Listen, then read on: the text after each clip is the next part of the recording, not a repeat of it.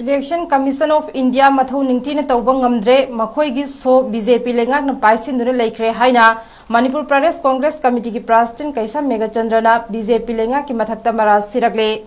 Ngasi MPCC ki President ke Megachandrana Thadorakpa video footage amada wafam asip phongdok laduna Megachandrana hai Thasi ki tarama panda pangthokiba taranipan subal Lok Sabha gi Mikhalda Inner Manipur Parliamentary Constituency gi mafam Nifu Taret Amadi Outer Parliamentary Constituency da mafam tara mangada thokaningdaba thaudok kaya thokduna Mikhal ningthina pangthopangam khide Hairiba mafam adu amuk hana report tawinaba ECI CEO amadi RO da che thaduna khangan bal leikhrabaso mafam tara mathoi khaktada report tawbagi thawong chatharakpa asi pende Handak pangthokliba tararipan subal Lok Sabha gi Mikhal ase Manipur da yamna sathiba maung amada chathare Both Hadafam Mafam Singda Kulai Paidana Nupi Angang Tidana Makoina Towning Beta Tauba Asida Natana Yum the Changduna Nongmai Kapsin Bagi Thong Asi Malemgi Mafam Amatada Manipur Natana Toglam Loy Asiguma Thong Asi BJP Lenga ki Model Code of Conduct ki Wahandok Laibra Haina Hanglakle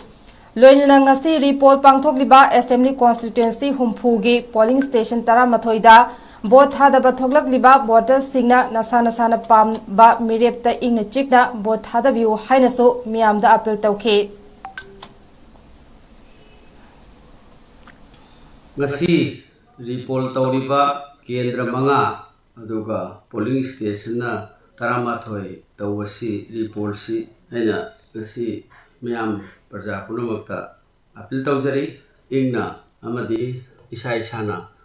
What apampa candidate Kanduna Tadaviu Loidana Handaki Parliamentary election se Manipur se Yamna Sativa Mo Mada Train Namada Sakre Bo Tadabam the AK Paiva Adagi Agency Chipuba Saiva Yum Sangda threat over Kihanba Adagi Nupi Tidava Angang Tidava Han Tidava Nupi Pugalapa Angang Titi the Puva Hanjing the way caption say whom drama Pushuva. Masiki trade Jadi India Mati Pitrivi at the Leramoy Manipurda and the BJP Legax in the Towers.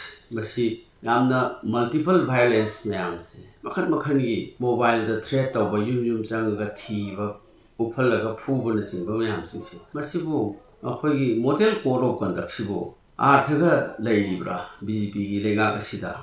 And I quite Innergi and the outer part phase 1 the Tokiba, Pangtoki elections in the Tokiba series, Paul Tonavasi, Nifutaret, Masina, Inerta, Adu outer than a trama. Sisu completely Ataki, Parks and the rigging togre. Aduna, Equi Masiri, Paul Dramatoi, Captain Talk was a PND, Aduga Parks and the rigging tog was said, Equi complaint of Kudima, Repol Toningi, Amasung. Madu election commission the Sutagre, CEO the Sutagre, returning officer Sutagre. Tabo packet election commission Chisu, Masisu Pura government, BJP government gay, Ganoda, so Pyre Lagre, Aduna Karinta, Masi packet polite, EBM Kaitu Cotani report Tausi, Aduna Masi PND, a father complaint of Wigani.